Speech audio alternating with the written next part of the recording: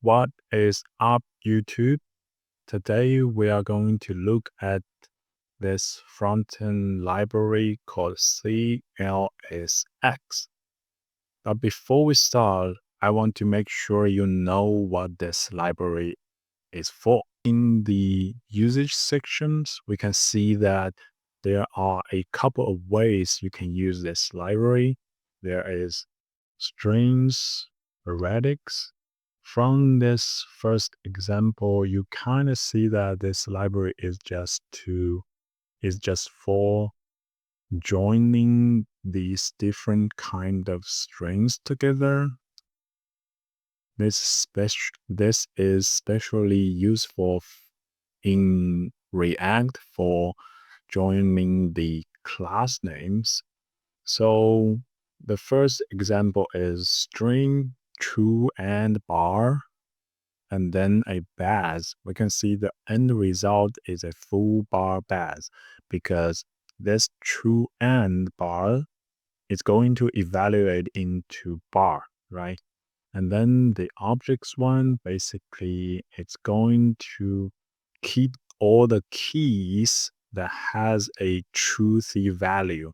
You can see full is true, so it keeps it, and bar is false, so there is no bars in the end result. And then this baz is true. This is true function basically returns a true, right? So the baz is in the end result. Then we have objects variadic. This is basically passing multiple objects instead of a big single object. And also you can see here, it passes in a null, and the end result does not have a null because it is false. And then we have arrays, also quite similar. It's just an array, and it's going to evaluate the value of every single element and keep the truthy one. So you can see this 0 and false is excluded out from the end result. Then we have arrays variadic, which is passing multiple arrays. Here is a interesting thing about this array variadics. You can see we can actually pass in nested arrays, but in the objects section, we cannot passing a nested objects, right? Then we have a kitchen sink style, which is combining all these different method together. You can see this is a string variadic, this is an array, and here, and inside of it, we have a object and a nested array. So this is all its functions. Then we are going to look at its source code. We have the index.js file. In this file, we have two functions, a toVal and a clsx, and it is the default export function. So we are going to look at it first. The first line, it declared some variables. You have I, which is for index, a temp, an x, str string started as an empty string. We can see it returned out this string. So this is the result string. Then we have the length is argument, the length. This is basically saying that the length of all the arguments that are passed into this function. And then we do a for loop over all the arguments. Then the first thing inside of the loop is to assign the argument to this temp variable. And in JavaScript, this assignment has a return value, which is basically the right-hand value. So this if block is actually judging whether this argument is a truthy or falsy value. If it is a truthy value, then we will continue. in these steps, we exclude some faulty values, something like 0, null, undefined, false, or something like an empty string. So this line basically excludes 0, null, undefined, false, and empty strings.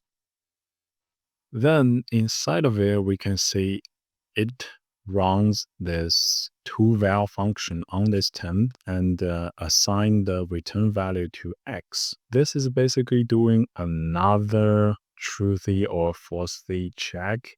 This toVal function is basically converting this temp into a proper string, because as we can see in the example, this temp can be string, object, and arrays.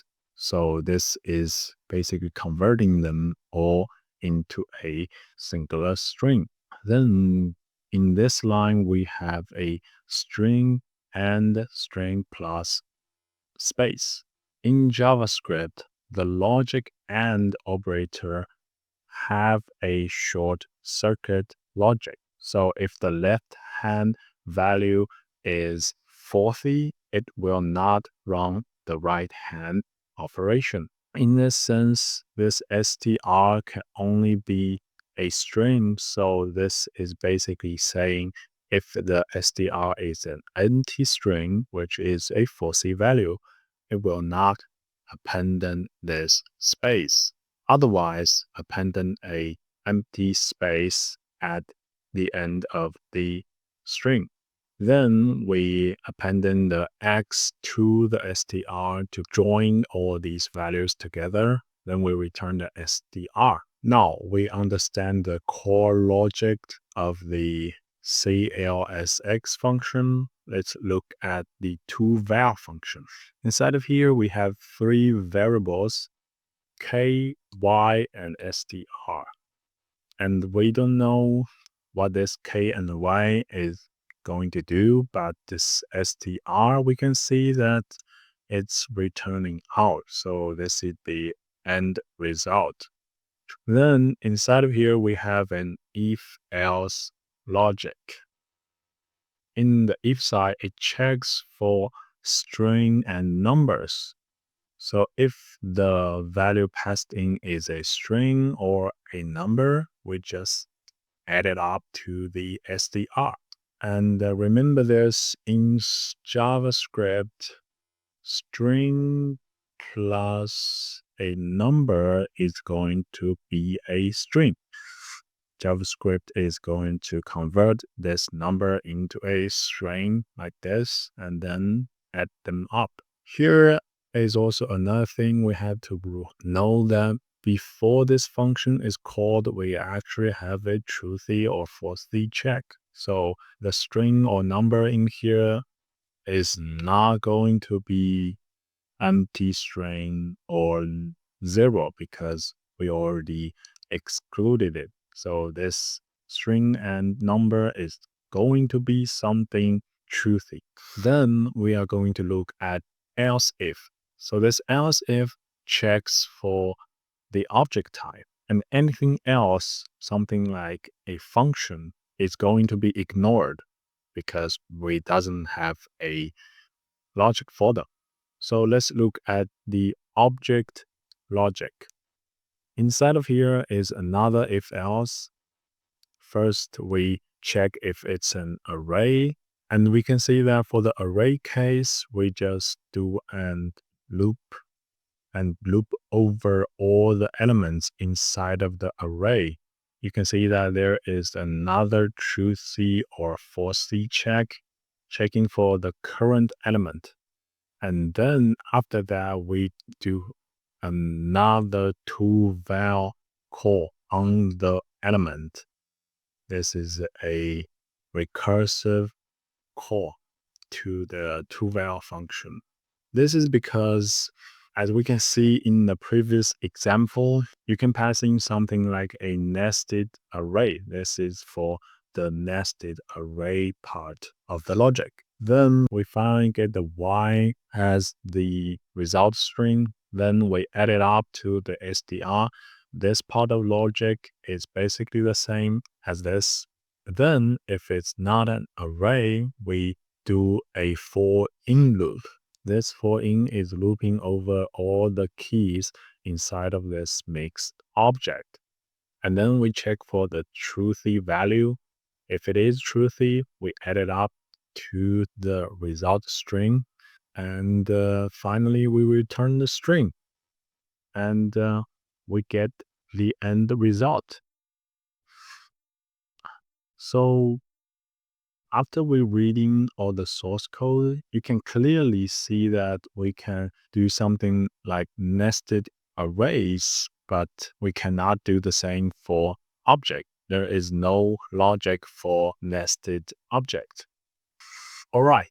This is the end of today's video. If you like these kind of videos, please leave a like or considering subscribe to this channel.